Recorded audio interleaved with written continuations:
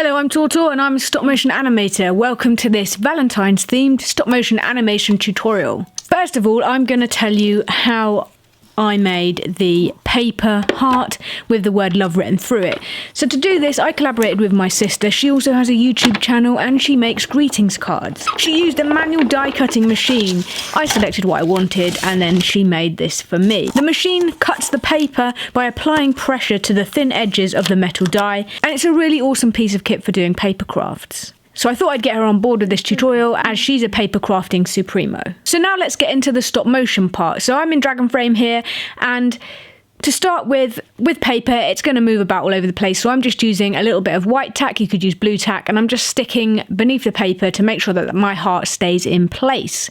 And you also want to have a small pair of scissors, ideally as small as possible. You can see the pair I'm using here. These are precision cutting scissors. You can get them from any craft supplier. So next thing I want to do, I've gone into the cinematography window and I'm just checking that everything's in focus, because you don't want to do the whole thing out of focus. That would be a bit rubbish.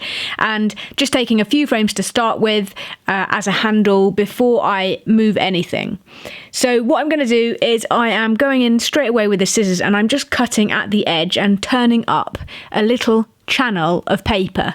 Like a lot of my tutorials, I'm working in reverse, so what you see here is how the animation will finish, and I'm essentially going to destroy this paper heart.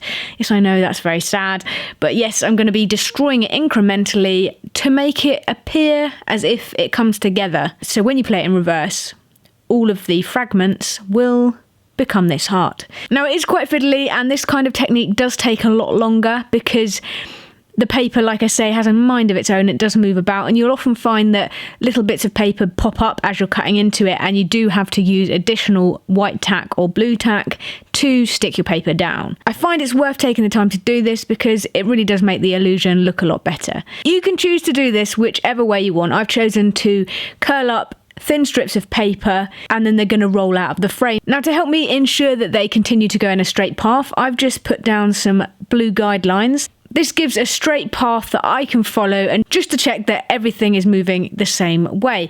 So basically, when you're moving multiple things, sometimes the guides in Dragon Frame can be incredibly useful as you're remembering to move a lot of things, and occasionally you can forget, or just something can move not where you want. And you know, if guides are there, you might as well use them. So that's what I'm doing, and then I'm extending the ends of the direction that they're going in so that I know where they're going to leave the frame.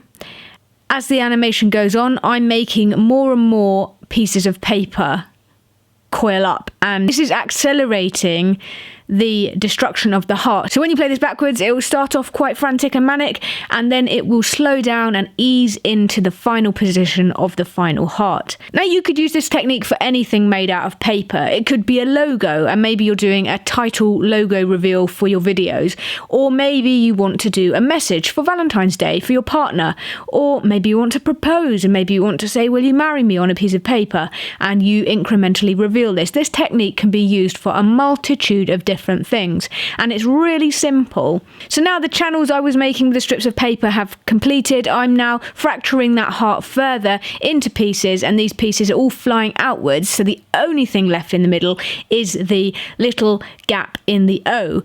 And I'm just going to make this screw up on the spot so it looks as if this pops in to begin with, and then all of the shards of heart fly inwards towards it, and then the little strips finished off at the end and complete the final heart image. As I say, this technique can be done in whichever way you prefer. You can cut away little bits and screw them up, and they can roll out as screwed pieces of paper. You can really play around and do whatever you want. This is just a simple idea to hopefully inspire you to go on and make your own amazing stop motion animations.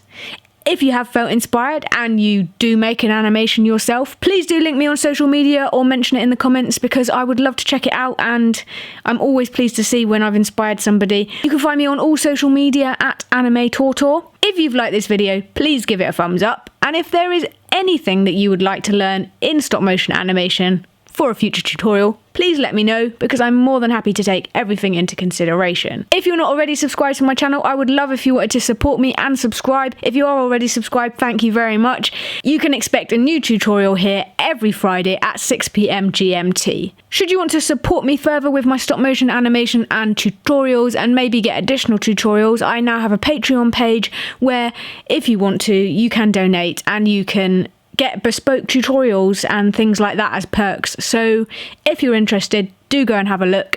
Thank you very much for watching, and I'll see you next week.